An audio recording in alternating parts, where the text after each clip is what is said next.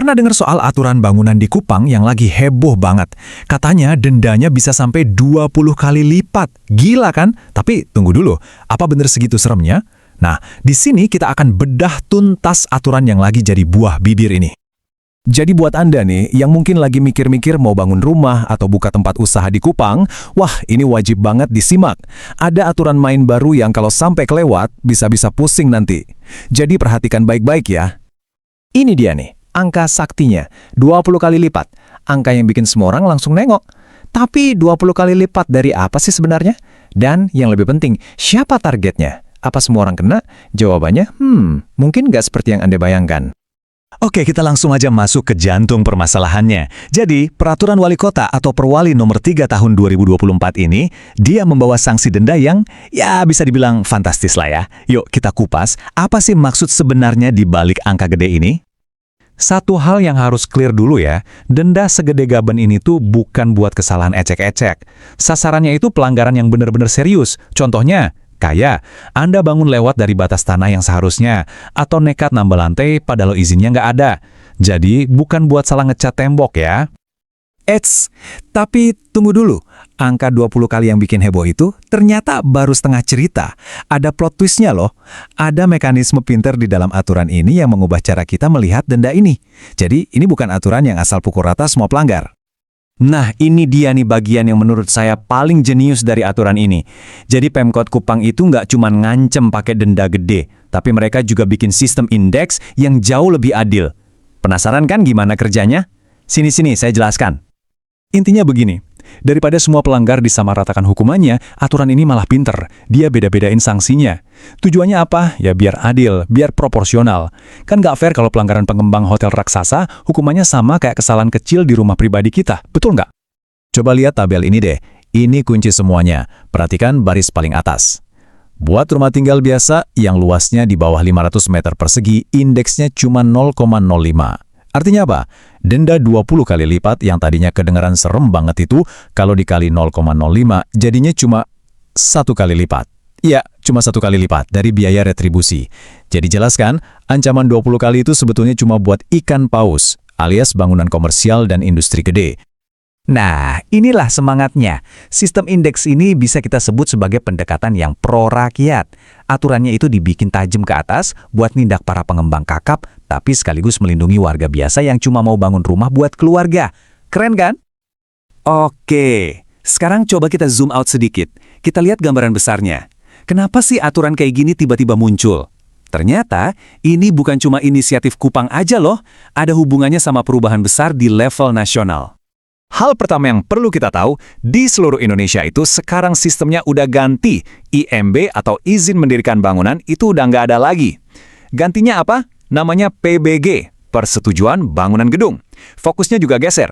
Kalau dulu IMB lebih ke urusan administrasi, sekarang PBG ini lebih ke memastikan bangunan kita itu beneran aman dan sesuai standar teknis. Nah, dengan perwali ini, Pemkot Kupang itu kayak ngejar 2 target sekaligus.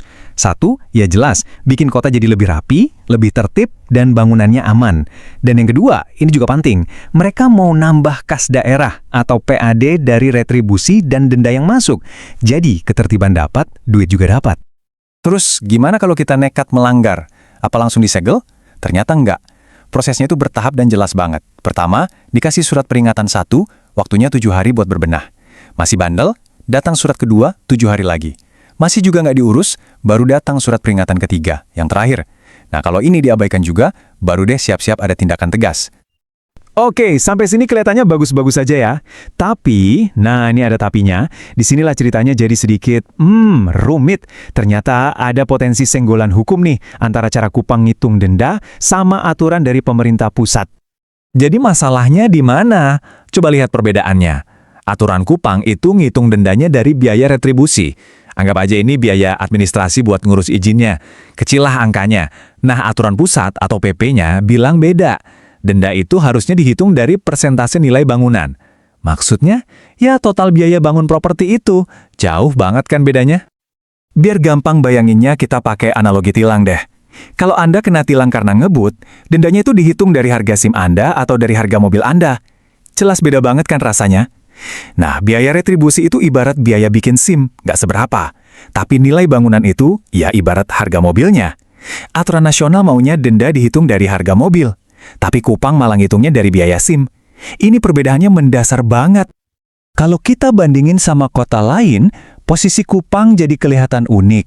Dibanding Surabaya yang pakai basis 5 kali retribusi, Kupang jelas lebih galak dengan 20 kalinya.